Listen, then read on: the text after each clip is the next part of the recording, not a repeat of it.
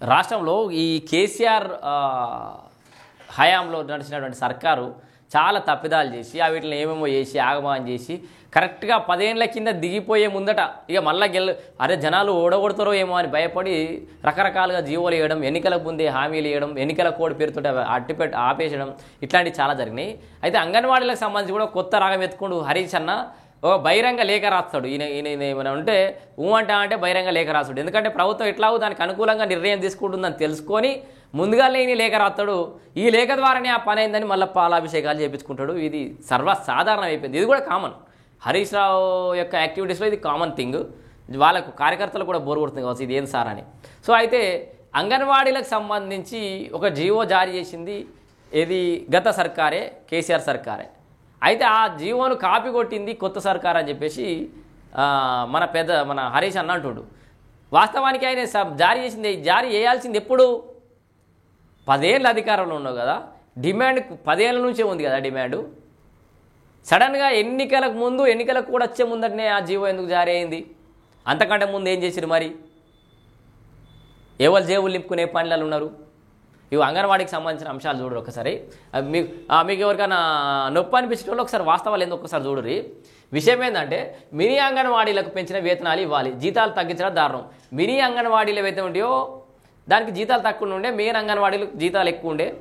So వాళ్ళని కూడా same అంగన్వాడీలుగా చూడాలని చెప్పేసి ఎప్పటి నుంచో డిమాండ్ ఉంటే వాళ్ళకు జీతాలు ఇస్తామని చెప్పేసి వీళ్ళైతే మినీ అంగన్వాడీ కార్యకర్తలను అంగన్వాడీలా గుర్తించి పూర్తి జీతం చెల్లించాలని మాజీ మంత్రి ఎమ్మెల్యే హరీష్ రావు డిమాండ్ చేశారు.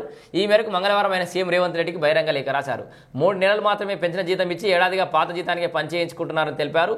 13,650 నుంచి 7,800 వేతనాలు తగ్గించడం దారుణమని పేర్కొన్నారు. పెంచిన జీతాలను తగ్గించే కొత్త సంప్రదాయానికి తెరలేపిన రాష్ట్ర ప్రభుత్వం దేశంలో ఎక్కడ లేదేమో అని ఎద్దేవా చేశారు. మినీ అంగన్వాడీ కార్యకర్తల కష్టాలను గుర్తించిన గత బీఆర్ఎస్ ప్రభుత్వం 2023 సెప్టెంబర్ 5న వారికి అంగన్వాడీలుగా పదోన్నతి కల్పిస్తూ జీవో జారీ చేసిందని, అయితే ఎన్నికల కోడ్ కారణంగా ఈ ఉత్తర్వులు అమలు కాలేదని పేర్కొన్నారు. మరి ఎన్నికల కోడ్ అని మీకు తెలియదా? ఎన్నికలు వస్తాయని మీకు తెలియదా? ఒక రాష్ట్ర ప్రభుత్వంగా ఎప్పుడు జీవో జారీ చేయాలని మీకు తెలియలేదా? మరి ఈ ఉత్తర్వులు కాంగ్రెస్ అధికారులకు వచ్చిన తర్వాత సీతక్క మంత్రిగా ప్రమాణ స్వీకారం చేసి మినీ అంగన్వాడీలుగా మారుస్తూ మొదటి సంతకం చేశారని పేర్కొన్నారు. 2024 జనవరి నుంచి మార్చి వరకు 13,650 రూపాయలు జీతం చెల్లించి ప్రభుత్వం ఆ తర్వాత 7,800 తగ్గించిందని తెలిపారు. ఒకే పనికి 2 సార్లు జీవోలు జారీ చేసి రాజకీయ ప్రచారం చేసుకోవడం తప్ప మినీ అంగన్వాడీలకు ఎలాంటి న్యాయం జరగలేదని తెలిపారు. సో మీ దాంట్లో న్యాయం జరిగింది, వీళ్ళ దాంట్లో కాలేదనుకుందాం. ఇక్కడ ఏమో చూడరి, ఆయన ఆర్థిక మంత్రిగా ఉన్నప్పుడు అంగన్వాడీలకు అన్యాయం జరిగిందని మంత్రి సీతక్క అంటుంది. మాజీ మంత్రి హరీష్ రావు బహిరంగ లేఖ రాయడం మాని ఒకసారి ఆత్మపరిశీలన చేసుకోవాలని మంత్రి సీతక్క సూచించారు. హరీష్ రావు ఆర్థిక మంత్రిగా ఉన్నప్పుడు మినీ అంగన్వాడీలకు అన్యాయం చేశారని విమర్శించారు. ఆయన ఇచ్చిన ఓట్ల జీవోలో ఒరిగింది ఏమీ లేదని, మొక్కుబడి జీవోలు చిక్కుముడులు విప్పి పక్కడ్బందీగా అమలు చేస్తున్నామని పేర్కొన్నారు. హరీష్ రావు బహిరంగ లేఖపై ఒక ప్రకటనలో స్పందించారు. హరీష్ రావుకు మినీ అంగన్వాడీల పట్ల బాధ్యత ఉంటే 10 ఏళ్లలో ఎందుకు పదోన్నతులు కల్పించలేదని ప్రశ్నించారు.